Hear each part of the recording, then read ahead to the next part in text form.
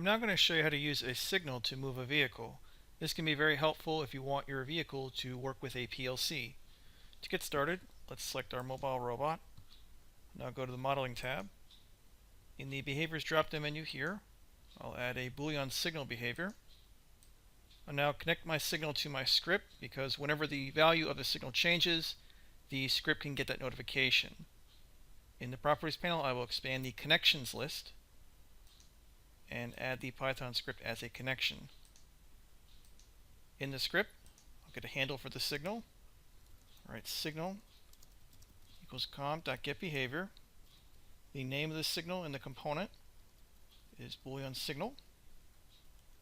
And in our script, we don't need to detach the wagons or offset the vehicle's matrix, so we can delete these lines of code. And before we tell the vehicle to go to point 1 and point 2, let's wait for the value of our signal to be true. So I will use the trigger condition method imported from VC script.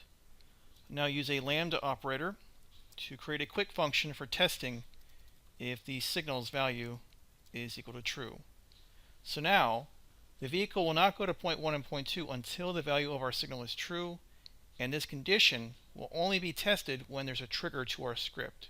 In this case, our trigger is a signal that we connected to the Python script. Let's compile our code, and if I run the simulation, you can see nothing happens. That's because we have not turned the value of the signal to true. An easy way to do that is to connect the signal to a port in the robot and have the robot signal the vehicle to move. So let's go to the Program tab, and now I'll use the jog command to select the robot. In the Connect group, I'll click Signals to use the Connect Signals command. This allows me to wire a connection between the boolean signal in my mobile robot to a port in the robot. Let's wire the boolean signal in the mobile robot as an output of the robot and change its output port to be 100. There we go. You can quickly verify this in the Connect Signals task pane. So in our Signals column, let's click the gear icon and filter only connected signals in the robot. So the output port of 100, you can see, is connected to the boolean signal in the mobile robot. Now, you don't have to write any statements in the robot's program to test this. For example, if I run the simulation, you can see the value of the signal connected to the output port of 100 in the robot. It's actually false right now, or undefined. But the benefit of the Connect Signals task pane is you actually can toggle the value of a signal. So I can click this orange circle here, and now it's true, and now the vehicle's moving. So let's see that again. Reset, run the simulation. Our signal is not true, so the vehicle is still not moving. But now let's use the Connect Signals task pane to toggle its value to be true, and now our vehicle is moving. Let's reset and go back to our script. Let's take a somewhat different approach. Instead of using a trigger condition, let's comment out this line and use a suspend run method that we're importing from VC script. So now, after this method is called, the rest of our onRun event that we defined here, this will not be executed until we resume the run. An easy way to do that is to use the onSignal event. So in our script, let's define onSignal. This will give you the signal that triggers this event. So when our boolean signal here that we connected to our script, when its value is changed, we'll get that notification. So from here, we'll just call if signal.value is equal to true, colon. Let's call the resume run method. And this is also being called from, or imported from VC script. So it should be resume run. There we go. So now we're using the suspend run to pause the onRun event we defined in our script. And then we're resuming it once the value of the signal is true. So compile the code, and let's run our simulation. Nothing's happening because we have not signaled the vehicle yet. Let's go to our Connect Signals task pane and set the value of the signal connected to output port 100 in the robot to true. And yep, we get the same result. The vehicle is now moving. I'll reset the simulation, and let's take a somewhat different approach. Instead of resuming the run and suspending it, let's create a queue or work order for our vehicle. So I'll comment out the suspend run And now before we use the events, let's create some variables. Instead of having the points defined in the onRun event, let's cut these lines of code here. And we don't need our for loop anymore, so let's delete everything down here. And then at the top, let's paste in our 2 points. Oops, I got rid of them actually. That's okay. I'll just press the Control+Z key to get everything back. There we go. So let's copy or cut all this. We don't need the trigger condition and suspend run anymore, so I will actually just delete that by pressing the delete key. And then at the top, I'll paste in my code. I need to fix the indentation, so I'll select it and press the Shift key and Tab to move it back to the left. We don't need the for loop. Let's delete that. And now for our point 1 and point 2, let's create a new list called route that contains those 2 points. So point 1 and point 2. Let's now create a queue variable that is an empty list. And at the start of the simulation and the onRun, let's set our queue to be an empty list by using this line of code here. And whenever we get a signal, instead of resuming the run, let's add a route to our queue list. So queue.append route. And then what we can do in our onRun event is create a loop. I'll use the application object, so I'll write app equals get application. Let's make the script a bit bigger. And then while the application.simulation object is running, so we're creating a loop that will check if the simulation is running. And if we have an item in our queue list, this will return a true value, so then we want the vehicle to use that route or follow that path. So I'll say path equals queue.pop. This will give me the last item in the list. Then we'll say for the position or point in the path, let's use our vehicle object to add the control points, like so. Now if we don't have anything in our queue, we have to create a delay so we don't have an infinite loop. So let's use a delay of 0.1. And to quickly review, we defined 2 points for the vehicle, point 1 and point 2.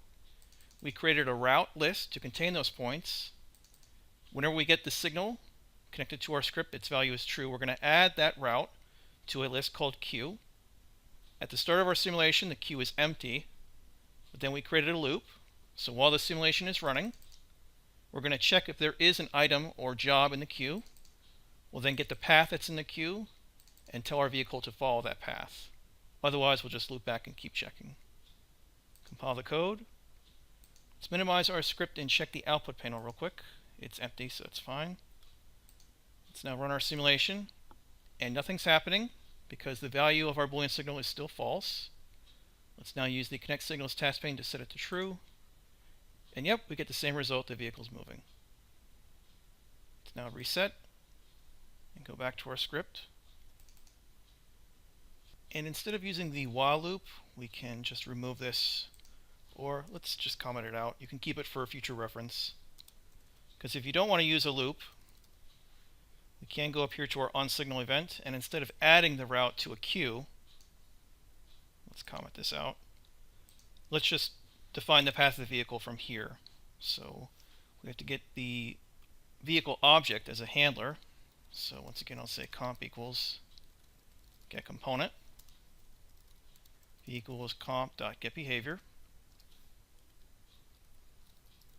Name is vehicle. With these two tasks here, or sorry, these two lines of code for your component object and your vehicle behavior, you could make them global if you wanted to. But just to give you a simple test case, let's now use the vehicle with a for loop. So for p in route, you can see here that contains point 1 and point 2. We'll add the control points. I don't believe this is time consuming, so it should work in the onSignal event. Let's try. So once the signal value is true, we're going to tell the vehicle to go to point 1 and point 2.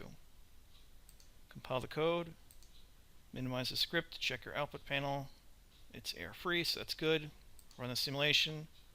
nothing's happening, so let's now turn the boolean signal value to true. And yep, we get the same result. So that's just a couple of ways you can signal the vehicle to move where you want it to in the 3D world. Instead of using the robot, we can use some other components. I'll reset. And now let's go back to our Home tab. In our eCatalog panel, under Models by Type, let's use some component templates. I'll add a feeder template to the 3D world. Let's now add a conveyor template and connect it to our feeder. Zoom in. And let's run our simulation. You can see the feeder creates these parts, these cylinders, and they move along the conveyor's path. So let's say that when a part reaches the end of the conveyor's path, we want to signal our vehicle to go to some location here. So let's reset. And with the conveyor template selected, I'll go to the Modeling tab. Let's now add a sensor to our conveyor. So I'll add a component path sensor. Let's now put the sensor at the out frame of our path. So in the Properties panel, I'll set the frame to out frame for our path sensor. We also need a signal for our vehicle. We'll go back to Behaviors drop-down menu and add a boolean signal. In our Component Graph panel, let's select our component path sensor. And then the Properties panel will use that boolean signal. And now, let's go back to the Connect group here. Click Signals. Let's now select our mobile robot. And I'm going to click the wire here to disconnect the mobile robot's boolean signal from the port in the robot. And now connect it to the boolean signal in the conveyor template. So now our vehicle will go to a point when the conveyor tells it or sets the value to true. So the mobile robot knows to go somewhere else. And where do we want it to go? Let's have it go to some frame that's to the side here. So I'll select the conveyor, then go to your Component Graph panel, and make sure you're working in the root node. You could also just double click the feature to select its node, in this case the root node of the component. I'll now add a new frame feature. Let's now move the frame to about 290 or somewhere to the side here of your conveyor, near the end of its path. You can see. I'll now rename the frame to be Pickup Location. And then when we get the signal, let's tell our vehicle to go to this location here. So to make it quick and easy, let's use our existing script for our mobile robot. So we got the points here, but we don't need them anymore. I will delete this stuff. And for our on signal, let's get rid of this. We don't need our loop anymore. We can delete that. So now we just have the vehicle defined, our on signal event.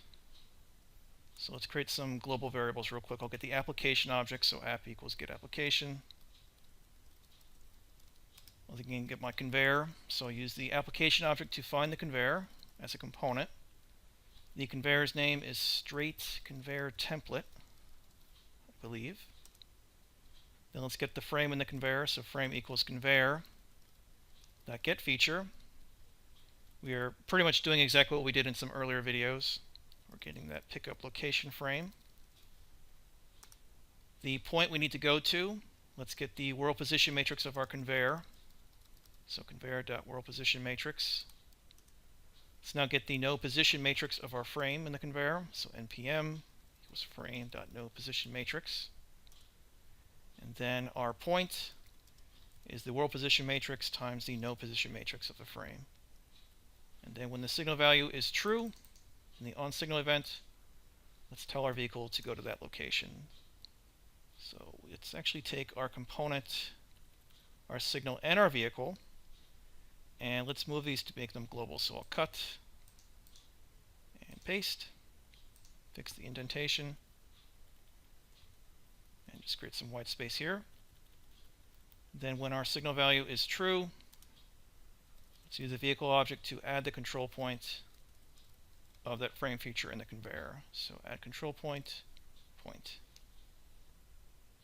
Let's now quickly review. Move my script over here. We added a feeder and conveyor to the 3D world. and define a location where we want the vehicle to go when it receives a signal from the conveyor. That signal will be sent to the vehicle when a part moves along the conveyor's path and triggers a sensor located here at the out frame. If we review our script, we've got a handle for the conveyor and the frame feature that's the pickup location where the vehicle has to move to. We then define the point of the pickup location, but we can notice an error here. A recurring issue is that we're defining this as a matrix, but it has to be a vector. So I will put parentheses around my point's position matrix and get its p attribute, which is its position vector, and then that point will be added to the vehicle's path when we get the signal from the conveyor. Let's compile our code, minimize our script, and if we run the simulation, you'll see that nothing happens. That's because we still have to make some adjustments to our conveyor. Let's reset, double click the conveyor to select its root node. If we now go to the component graph panel, we have to connect our component path sensor to the path itself. So select the path, and then in the properties panel, expand the sensors list here, and then add the component path sensor to the path. So now our sensor is connected to the path and can detect parts on the path. If we go back to the connect signals command and review the task pane, let's first select our mobile robot. We can see the connection between the mobile robot and the conveyor. If we run the simulation, right now the signal value is undefined or false, but once a part is there, we can see, yep, now the vehicle is going to that path, or that pickup location here. Let's now reset. And if you don't want the parts on the path to exit, what you can do is let's exit out of our connect signals command. Select the conveyor again. In the component graph panel, let's select its path again, its path behavior. And if we expand it, it has these two ports. So the input port is for transferring components into the path. The output port is for transferring components out of the path. So let's select the output port here, and then in the properties panel, let's clear the output checkbox here. So now the vehicle will transfer in parts, but they won't be transferred out. Run the simulation. And yep, the part stops at the end of the path, and they just keep on stacking up, and here comes the vehicle to pick up these parts. Let's pause the simulation. And what we'll do in the next video is teach our mobile robot to grab or transfer these parts from the conveyor into its own container or path.